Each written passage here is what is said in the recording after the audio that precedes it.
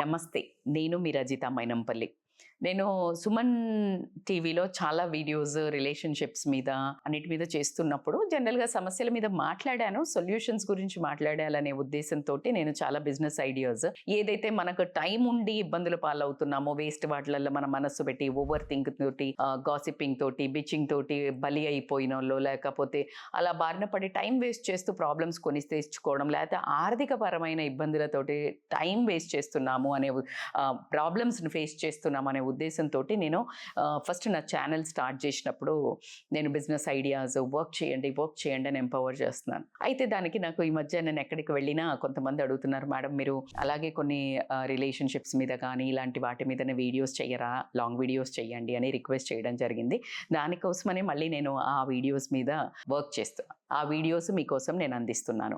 So దాంట్లో ఏంటి అంటే how to be a happy married life, అంటే ఒక రిలేషన్షిప్ని సక్సెస్ఫుల్గా ఎలా, ఒక ఇల్లు ప్రశాంతంగా, ఒక భార్యాభర్తల అనుబంధము ఒక బాగుండాలంటే ఏం చెయ్యాలి అని అంటే, ఖచ్చితంగా ఈ క్వశ్చన్ కానీ ఈ సరిదిద్దుకోవాలి, బాగు చేసుకోవాలి అనే ఉద్దేశము 80% లేడీస్కి ఉండడం అయితే జరుగుతుంది. సో అందుకోసమని నేను వాళ్ళ వైపు నుండి చెప్తున్నాను. ఏంటి అనంటే, first of all don't raise your voice.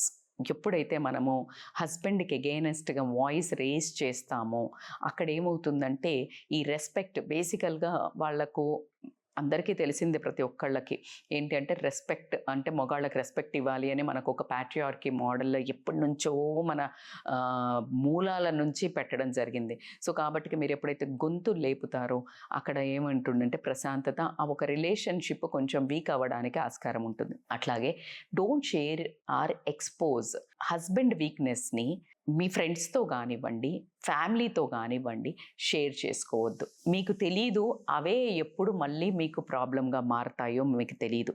So ఖచ్చితంగా మీరిద్దరూ ఒక టీమ్, అంటే husband and wife is one team, and ఆ టీం వర్క్ ఉండాలి. కానీ మీరు ఎగెనెస్ట్గా పోయి వాళ్ళ వీక్నెస్ని కనుక బయట వాళ్ళకి చెప్పడం అనేది మనకే ముప్పు, మన ఒక సంసారానికే ముప్పు. And third is like mood swings ఉంటాయి మనకి, ఖచ్చితంగా ఏ మనిషికైనా ఉంటాయి. కాకపోతే మనకి త్యాగం అనండి, సాక్రిఫైస్ అనండి, పేషెన్స్ అనండి, టాలరెన్స్ అని ఇట్లాంటి ఒక బిరుదులు ఉన్నాయి. కాబట్టికి మీ యాటిట్యూడ్ కానివ్వండి, మీ మూడ్ కానివ్వండి, ఆ రెండిటిని బట్టి వాళ్ళతోటి బిహేవ్ చేయడం కానీ మాట్లాడడం కానీ మీరు చెయ్యొద్దు. ఎందుకు అంటే ఎప్పుడు అది తిరిగి మళ్ళా మిమ్మల్ని వెంటాడుతుందో తెలీదు. మీరు గనక చేసినట్టయితే ఖచ్చితంగా మళ్ళీ వాళ్ళు దాన్నే రీక్రియేట్ చేయడం జరుగుతుంది. వాళ్ళు గనక రీక్రియేట్ చేయడం జరిగిందో అప్పుడు మనము తట్టుకోలేము. ఎందుకంటే మనకు అప్పుడో ఇప్పుడో ఉంటాయి మూడ్ స్వింగ్స్ కానీ యాటిట్యూడ్ కానీ, వాళ్ళకి ఎప్పుడూ ఉంటుంది. సో అనవసరంగా మనం బలి అవ్వడం జరుగుతుంది. కాబట్టి ఖచ్చితంగా డోంట్ షో. అండ్ ఇంకొకటి ఏంటంటే, డోంట్ కంపేర్ మీ హస్బెండ్ని ఇంకొక మెన్ తోటి కంపేర్ చేయొద్దు, which is a very very very bad thing. ఎప్పుడైతే అట్లా కంపేర్ చేస్తామో వాళ్ళను ఈగో ట్రిగ్గర్ చేసినట్టు. ఆ ఈగో ఎప్పుడైతే ట్రిగ్గర్ చేస్తామో, when you hit their ego, మీ మీద ఉన్న రెస్పెక్ట్ అవ్వనివ్వండి, లేకపోతే బాధ్యత అవ్వనివ్వండి, లేకపోతే ప్రేమ అవ్వనివ్వండి, అది డిమినిష్ అవ్వడం జరుగుతుంది. అట్లా కాకుండా జనరల్గా ఇది అవుతుంది ఎక్కువ. సమ్టైమ్స్ నేను కూడా చేసేదాన్ని ఏంటంటే, డోంట్ ఇల్ట్రీట్ దేర్ ఫ్రెండ్స్. వాళ్ళ ఫ్రెండ్స్ని, అంటే మీ హస్బెండ్ ఫ్రెండ్స్ని మీకు నచ్చకపోయి ఉండొచ్చు. సో మీరు వాళ్ళని ఇల్ట్రీట్ చేసినట్టయితే కనుక అది కూడా కొంచెం మీ రిలేషన్షిప్లో ఇంపాక్ట్ పడుతుంది. వాళ్ళు మంచోళ్ళు కాకపోతే, వాళ్ళ వల్ల ఏమైనా ఇబ్బంది అవుతే మీ హస్బెండ్ కదా దూరం పెట్టుకోవాల్సింది, యాక్షన్ తీసుకోవాల్సింది మీరు కాదు. Never blame your husband. ఇప్పుడు సమ్ టైమ్స్ ఒక నష్టంతోటో ఒక కష్టంతోటో బయట నుండి ఇంటికి వచ్చినప్పుడు don't question or don't judge. అది వాళ్ళను చాలా కుంగదీయడం జరుగుతుంది. ఎప్పుడైతే మీరు అక్కడికి రాగానే అలా వచ్చినప్పుడు కొంచెం ఎంకరేజ్ చేసి దట్స్ ఓకే అనే ఒక కంఫర్ట్ ఫీల్ ఇవ్వడం అనేది వాళ్ళకు చాలా చాలా ఓదార్పునివ్వడం జరుగుతుంది. సో అది కాకుండా don't pretend to be sick. అంటే జనరల్గా ఆడవాళ్ళకు ఉన్నది ఏంటంటే, మీ మూడు బాగాలేకపోయినా లేకపోతే ఏదైనా అలిగినా కానీ జనరల్గా హస్బెండ్ని దూరం పెట్టడం జరుగుతుంది. So don't pretend to be sick అంటాడు. ఎందుకు అంటే మీరు అలా ఒక సిక్ అనే ఒక నాటకం, ఒక ఆయుధాన్ని ఉపయోగించి మీరు దూరం ఉండడం అలా చేసినట్టయితే గనక ఆ దూరము మిమ్మల్ని ఎంత దూరము, మీ రిలేషన్ను ఎంత దూరం చేస్తుందో, ఇదే టైంలో వాళ్ళకి ఇంకెవరు దగ్గరయ్యే అవకాశం ఉందో మీకు తెలీదు. సో కాబట్టి be careful, don't pretend to be sick. Don't compare your husband, అంటే మీ హస్బెండ్ని ఎక్స్ లవర్ తోటో లేకపోతే, అంటే ఇప్పుడు అంత కామన్ అయిపోయింది కదా జనరల్గా, ఇప్పుడు ఆయన్ని చేసుకుంటే బాగుండు, మా వాళ్ళు ఆయన్ని చూశారు, అప్పుడు అలా చేసుకొని ఉంటే నేను ఇంత బాగా సెటిల్ అయ్యేదాన్ని, ఇలా గనక మీరు కంపేర్ చేసినట్టు అయితే గనక వాళ్ళు లైఫ్లో అంటే ఈ రిలేషన్ని బాగుపరచడం కానీ, స్ట్రెంథెన్ చేయడం కానీ, మీ ఇద్దరి మధ్యలో ఎమోషన్ని స్ట్రెంథెన్ చేయడం కూడా చాలా కష్టతరమైన పని. జనరల్ మనము బయటికెళ్ళినప్పుడు హస్బెండ్స్‌ని అంటే ఫంక్షన్స్ గానీ, పార్టీస్ గానీ, గెట్ టుగెదర్స్ గానీ, మన రిలేటివ్స్ దగ్గర గానీ వెళ్ళినప్పుడు ఏదైనా ఒక క్వెషన్ హస్బెండ్‌ని అడిగితే కొన్ని చోట్ల మనం గమనిస్తుంటాం. వైఫ్ ఆన్సర్ చేస్తూ ఉంటది.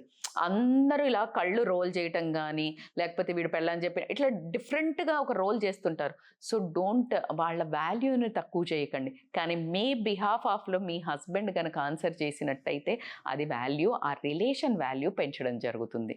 నెవర్ అంటే బేసికల్‌గా పిల్లల ముందు అరవటం గానీ, ఛాలెంజ్ చేయటం గానీ, నువ్వెంత, నువ్వేం చేసావు ఇలాంటి గానీ, అరవటం గానీ, ఇలాంటి పిల్లల ముందు చెయ్యకండి. అది చాలా ఇంపాక్ట్ పడుతుంది. సో కాబట్టికే మీరు ఈ పిల్లలు ఇదే వెళ్ళి మన మూవీస్‌లో చూస్తుంటాం కదా, మదర్ ఎంత స్ట్రాంగ్ హెడెడ్ ఉండి హస్బెండ్‌ని ఇట్లా సతాయిస్తుంటే సేమ్ అదే డాటర్ చేస్తుంటది. మోస్ట్లీ నగ్మ అట్లా కొన్ని రోల్స్‌లో కూడా ఉండినట్టు నాకు మూవీస్‌లో గుర్తు. సో అది మీరు కొంచెము ఖచ్చితంగా మనసులో అంటే మైండ్‌లో పెట్టుకొని పిల్లలు ఉన్నప్పుడు బిహేవ్ చేయడం అనేది ఇంపార్టెంట్. ఇది చాలా చాలా ఎక్కువగా జరుగుతున్నది. దీనివల్ల ప్రాబ్లమ్స్ కూడా లైఫ్‌లో వస్తుంటాయి.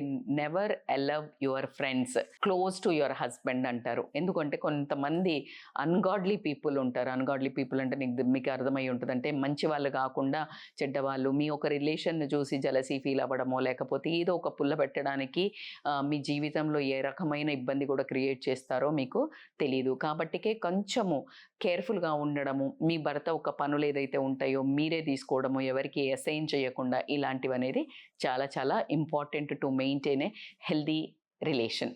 మనకు జనరల్‌గా ఆడవాళ్ళకు ఉంటది ఏంటంటే అటెన్షన్ సీకర్స్ అని. కాదండి, హస్బెండ్‌కి చాలా అటెన్షన్ ఇవ్వడం చాలా ఇష్టం. మీరు గమనించండి, ఒకవేళ మీరు 2, 3 రోజులు, 4, 5 రోజులు వచ్చినా కూడా పట్టించుకోకుండా ఒక బుక్ పట్టుకొనో, టీవీ పట్టుకొనో, లేకపోతే ఫోన్ పట్టుకొని ఉండండి. ఎంత ఫ్రస్ట్రేషన్ చూపిస్తారంటే అంత ఇంత ఉండదు. గొడవ ఆటోమేటిక్‌గా గొడవ అవుతుంది. మీరు గొడవ పెట్టుకోవాలి అని అనుకుంటే ఏం చేయొద్దు. మీరు వచ్చినా కూడా వాళ్ళని లెక్క చేయకుండా ఫోన్ పట్టుకోండి, ఎంత కోపం వస్తుందో. కానీ వాళ్ళు మాత్రం చేస్తారు, కానీ మనం చెయ్యకూడదు. అది వాళ్ళకు అలా అలవాటైపోయి ఉంటుంది. సో కాబట్టికే మీరు వాళ్ళు వచ్చినప్పుడు అంటే అటెన్షన్ ఇవ్వటం గానీ, లేకపోతే ఒక రెస్పెక్ట్ ఇవ్వడం గానీ, లేకపోతే వాళ్ళ కోసం థింగ్స్ చేయడం గానీ వాళ్ళకి చాలా ఇష్టం. సో కాబట్టికి అది చేసినట్టయితే మీరు అనుకున్నట్టు మిమ్మల్ని అటెన్షన్ ఇవ్వడము, మిమ్మల్ని ప్రేమగా చూడడం కూడా జరుగుతుంది. సో ఇవన్నీ మీరు గమనించుకోవడం అనేది చాలా ఇంపార్టెంట్. ఒకవేళ మీరు చెప్పిన ఐడియా అయినుండొచ్చు, లేతే మీ ఆఫీస్‌లో ఏదైనా మీకు మంచి ప్రమోషన్ అయ్యుండొచ్చు, లేతే మీరిద్దరూ ఒక ఐడియా షేర్ చేసినప్పుడు మీ ఐడియా బాగా వర్కౌట్ అయ్యి, ఆయన ఐడియా చాలా తక్కువగా వర్కౌట్ అయినప్పుడు దాన్ని పదే పదే రిపీట్ చేయకండి. ఇట్ మేక్స్ దెమ్ లైక్ లో. ఎప్పుడైతే మనం కావాల్సుకొని వాళ్ళని లో చేసినట్టు కనిపిస్తుందో దే కాంట్. అది మెన్ క్వాలిటీస్‌లల్లో ఒకటి. మన చుట్టుపక్కల్లో మీరు గమనిస్తుంటే కొంతమంది మ్యారేజ్ లైఫ్‌కి హస్బెండ్‌కి వాల్యూ ఇస్తుంటారు. కొంతమంది ఫ్రెండ్స్ రిలేటివ్స్ అయి ఉండొచ్చు, ఫ్రెండ్స్ అయి ఉండొచ్చు. చాలా ఘోరంగా డిస్‌రెస్పెక్ట్‌గా మాట్లాడుతుంటారు, డిస్‌రెస్పెక్ట్‌గా తీసేస్తారు. మ్యారేజ్ మీద పెద్ద ఒపీనియన్ ఉండదు. ఇలాంటి వాళ్ళతో మీరు గనక హ్యాంగ్ ఔట్ అయినట్టయితే ఆ ఇంపాక్ట్ ఖచ్చితంగా మీ రిలేషన్‌లో, మీ మ్యారేజ్ మీద పడడం జరుగుతుంది. సో ఇవన్నీ జాగ్రత్తలు గనక మీరు తీసుకున్నట్టయితే బేసికల్‌గా వాళ్ళకి కావాల్సింది ఏంటి అనంటే అటెన్షన్ ఇవ్వటము, వాల్యూ, రెస్పెక్ట్ ఇవ్వటము, అదే విధంగా వాళ్ళ వీక్‌నెస్‌లను ఎత్తి పొడవకపోవడము, చాతగాదు అన్నట్టు ఛాలెంజెస్ విసరడము పిల్లల ముందు. తర్వాత ద మోస్ట్ ఇంపార్టెంట్ అని కూడా చెప్తాను. చాలామందికి తెలుసు జెంట్స్ ఒక మనసు దగ్గరికి వెళ్ళాలంటే పొట్ట త్రూగా వెళ్ళాలి అని. సో మంచి కుక్డ్ ఫుడ్, హెల్తీ ఫుడ్, ఆకలేసినప్పుడు వాళ్ళకు అర్థమయ్యేనట్టు మీరు మంచి ఫుడ్‌ని, ఆహారాన్ని గనక పెట్టినట్టయితే ఖచ్చితంగా గివ్ అండ్ టేక్ అండి, నో డౌట్. ఇది నేను హస్బెండ్స్ వైపుకి ఎలా బాగా మీ రిలేషను అని వైఫ్స్‌కి చెప్పా. ఖచ్చితంగా ఒక వీడియో వైఫ్స్ని ఎట్లా చూసుకోవాలా హస్బెండ్స్, వైఫ్స్ ఇలా రియాక్ట్ కావాలి అని అంటే మరి హస్బెండ్స్ ఎలా రియాక్ట్ కావాలి? ఎందుకనంటే ఇట్స్ అగైన్ అండ్ గివెన్. నేను ఇలా బిహేవ్ చేస్తే నువ్వు ఎలా బిహేవ్ చేస్తావు? ముందు బాగుండేది మా రిలేషను, ఇప్పుడు ఇలా చెడిపోయింది. ముందు బాగుండేవాడు, ఇప్పుడు ఇలా అయింది అని చాలామంది మాట్లాడుకుంటూ ఉంటాం. అది ఎందుకు అవుతుందంటే over the period of a time మీ ఒక ట్రూ నేచర్స్ అంటే లైక్ లిబరల్ వచ్చేసి బిహేవ్ చేయడం మొదలు పెడతాము. ఇంతవరకు సున్నిత మనస్తకురాలుండి, క్వైట్ ఉండి, కామ్‌గా ఉన్న ఆమె కూడా చాలా గట్టిగా, లౌడ్‌గా, ఫెరోషియస్‌గా అరవడం మొదలు పెడుతుంది. అంటే అసలు షాక్ అవుతది. ముందు ఇలా లేకుండే పెళ్లి చేసుకున్నప్పుడు ఎంత బ్యూటిఫుల్‌గా, సుకుమారంగా ఉన్నదంటే, వాళ్ళు ఎందుకు ఇలా తయారయ్యి ఉంటారు అనంటే, మీరు ట్రీట్ చేసే విధానం మారుంటది. సో, కాబట్టికే ఇవి ఈ ఈ ఒక ఫార్ములాస్‌ని కొన్ని మనం అప్లై చేసుకుంటే, ఒకసారి చూసుకొని ఆల్రెడీ చేస్తున్నామా, మరి మన మనశ్శాంతి, మన ఇంట్లో మన బంధాలు కొంచెం ఎటన్నా దారి తప్పుతున్నాయి అనుకునేటప్పుడు ఖచ్చితంగా కరెక్ట్ చేసుకోవాలి. కరెక్ట్ చేసుకుంటేనే మన లైఫ్ బావుంటుంది. ఎందుకనంటే, ఈ రోజుల్లో కరెక్షన్ లేకపోతే గనక లైఫు చాలా ఒక ప్రమాదకరమైన సిట్యుయేషన్స్‌లో పడుతుంది.